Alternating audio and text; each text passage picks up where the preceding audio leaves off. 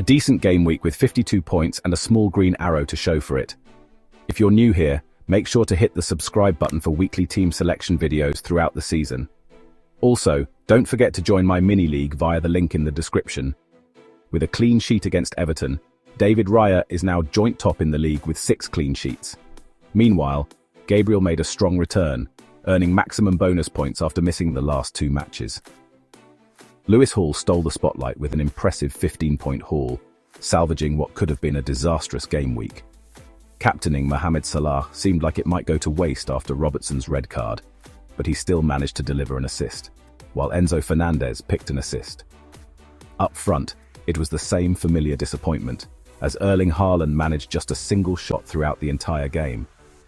Robinson picked up 2 assists, but unfortunately he was on my bench.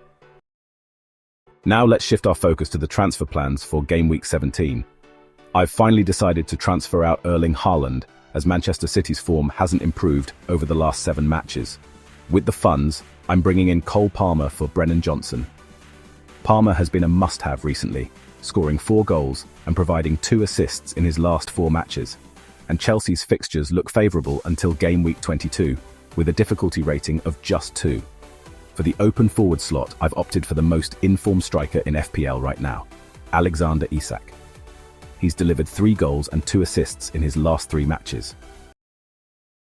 With that in mind, here's how my team is shaping up for Game Week 17. Arsenal restricted Everton to a game week low of 0.09 expected goals, the 3rd consecutive match they've achieved this. In that period, they've conceded 0 big chances, a tally unmatched by any team. This week, Raya faces a Palace side unbeaten in their last 5 matches. However, Arsenal boast the league's best defence, with an expected goals conceded of just 14.4.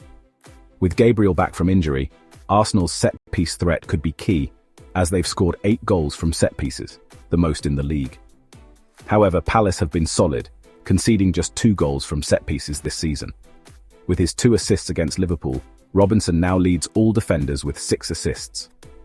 Up next, he faces a Southampton side that have scored just 2 goals in their last 4 matches, the fewest in the league during that period, and only 11 goals all season, the lowest tally overall.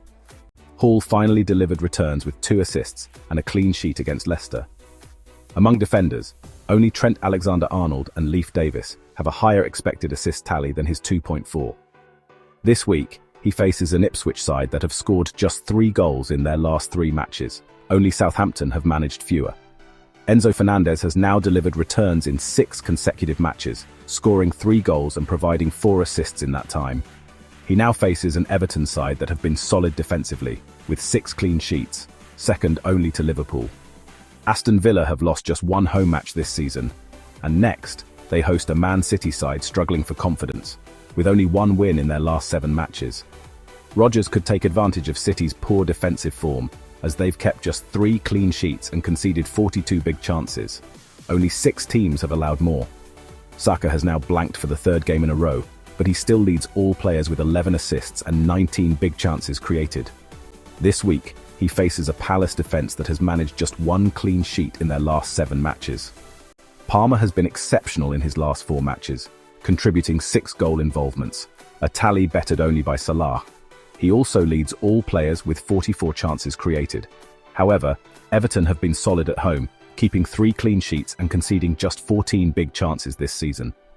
João Pedro hasn't scored in his last 4 matches as Brighton continue to struggle with injuries to key players, drawing 2 and losing 2. However, he remains Brighton's most reliable asset with 4 goals, 3 assists and penalty duties. Mo Salah couldn't extend his goal-scoring streak to 8 consecutive matches, but he has still delivered returns in all 8. Over the last 4 matches, no player has bettered his tally of 5 goals and 3 assists. This week, he faces a Spurs side that have been free-scoring but defensively vulnerable, conceding 15 big chances in the last 4 matches. Only West Ham and Southampton have allowed more.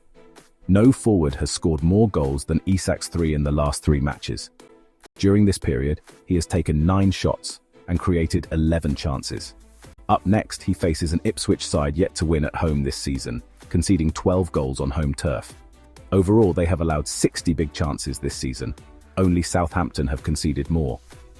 Although Salah hasn't let me down as captain this season, I'm considering a differential pick with Isak this week. Drop your thoughts in the comments below, and don't forget to like and subscribe for more FPL content. Also follow me on X and Instagram, where I will post my final team for Game Week 17 before the deadline.